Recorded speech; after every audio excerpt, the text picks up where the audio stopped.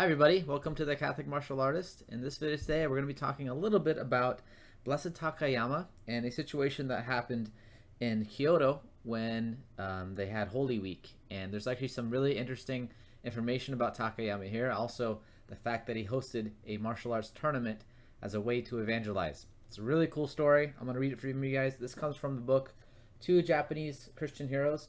As you can tell, this book is kind of ripped a little bit. This book was written in the 1950s, and I am truly blessed because this is the only copy that I have found. You can get it online. Luckily now they have it on Kindle, so if you want to know about Blessed Takayama's life, I would look up this book, Two Japanese Christian Heroes by Father Johannes Loris.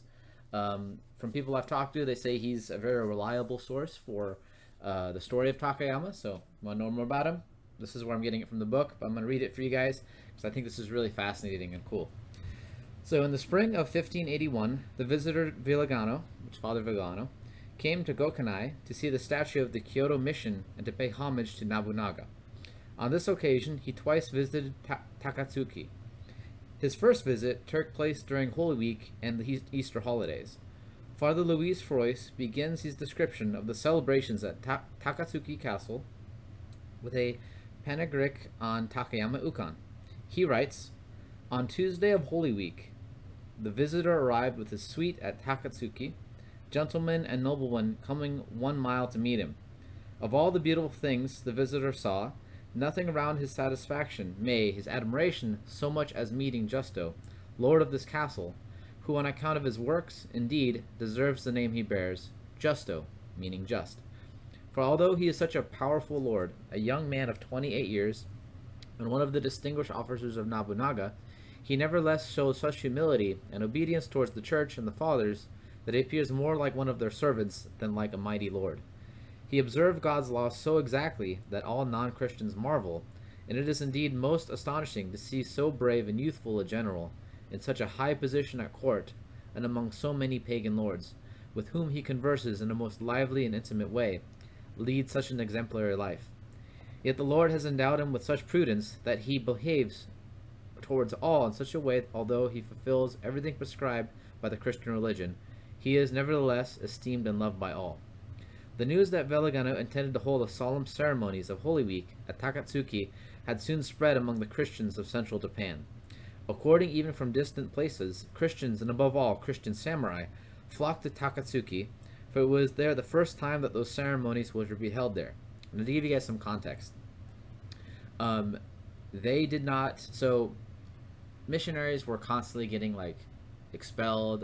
They were told to move. They had to constantly flee, and for the first time ever, the Japanese were actually going to experience from what's described as a solemn high mass. All right, with all the candles and all the rich vestments and incense and all that, because at the time there was some peace. There was a momentary peace with the shogun, so that's why this is a big deal.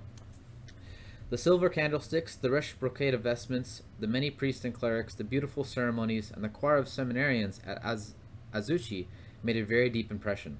The great number of Christians, that many holy communions and public flagellations on Holy Thursday almost made the visitor believe that he was in Rome and not at Takatsuki. On Good Friday, he was greatly edified by the public penance of a young samurai who, on Holy Thursday, had taken part in a pagan entertainments at Kyoto and thus given scandal to the Christians. He scourged himself before the assembled Christians and later distributed large quantities of rice among the poor. In the great procession on Easter Sunday, 15,000 Christians and 5,000 pagans took part. After the celebration, Ukan invited all Christians to a splendid dinner and entertained them with martial games. Right? Martial games. He hosted a tournament and evangelized that way. Now notice, it wasn't just Christians in the crowd. There was also pagans. Right? There's pagans. And the one thing that I get from Blessed Takayama is, sometimes as Catholics, and I've fallen into this kind of mindset too. We think that, okay, well, if we want to evangelize, we got to evangelize to just our own Christians, right? We got to evangelize to our own Catholic brethren and make them better Catholics, right? Which I don't think is wrong, right? I definitely think, for me, growing up, I had formation, but there was a period of time where I really needed something and I couldn't find it, and I was kind of lost to what the world could offer me, right? Like, I think Fulton Sheen said this beautifully. He says, whatever the church drops in devotion, the world will pick up. And from some examples of this that I can see nowadays is like this whole mindfulness kind of meditation stuff that you're seeing. This is an ancient church practice. This is something that the early church fathers did, yet now the world has hijacked it and is teaching you how to meditate without Christ being your focus, and rather you focusing on yourself, which by definition that's Luciferian, right? You can't meditate and be the then and only fill yourself up with your own ideas of what you want to be. You have to actually turn to God and turn to Christ in order to get the fulfillment of what meditation should be. We also have things like psychology, and that came from confession, really. Speaking in private confidentiality to somebody, letting them know your faults, is something that the Catholic Church has always had, and sometimes it's not pushed as much. There's some churches that don't offer a confession as much as I think that they should. Obviously, I know it has a lot to do with the shortage of priests, but there's a priest in my diocese right now at our church that I go to that has confession so often, and even though he's sick, he still offers it, and which is a beautiful blessing.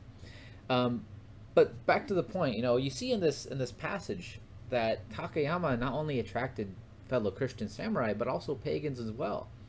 And one of the things about Takayama that's really admirable about him is that he was so loved and esteemed by all, even those who were not Christian, because he really walked in a way and behaved in a way that was an example of how Christ reached out to the sinners, right? He reached out to the outcast. And the thing with Takayama, despite what you might hear, because there's some things that people say about him, especially from the non-Christian side of things, that make it seem like he was just a crazy, power-hungry Christian warlord, when in reality he wasn't. He didn't force anyone to convert. He was very much, he was very polite. He was very esteemed. In fact, even his rulers, couldn't help but respect him, even though they didn't follow what he believed. They respected him, right? And through that example, he actually did convert a lot of people. And this thing that it says at the end, how he hosted martial art games, I think that's so fascinating and so cool to me as a martial artist, because if you guys saw the interview I did with Brian Duncan of Catholic Fightwear, is a wonderful conversation. He mentioned how he went to tournaments wearing his Catholic Fightwear apparel, and that was a way to evangelize, and that was a way to reach other martial artists. And my goal with this channel is to reach other martial artists, and hopefully get them to see, as Takayama did, the fullness of the truth, right? And I highly encourage you guys to read this book. It's a very, very good, it's not long, okay? It's not long, but it's a good understanding of who Takayama is, and I highly encourage you guys to get it. And, it's a wonderful thing that Takayama did that, and I just wanted to share that story with you guys. So, hope you guys have a wonderful rest of your day, and God bless.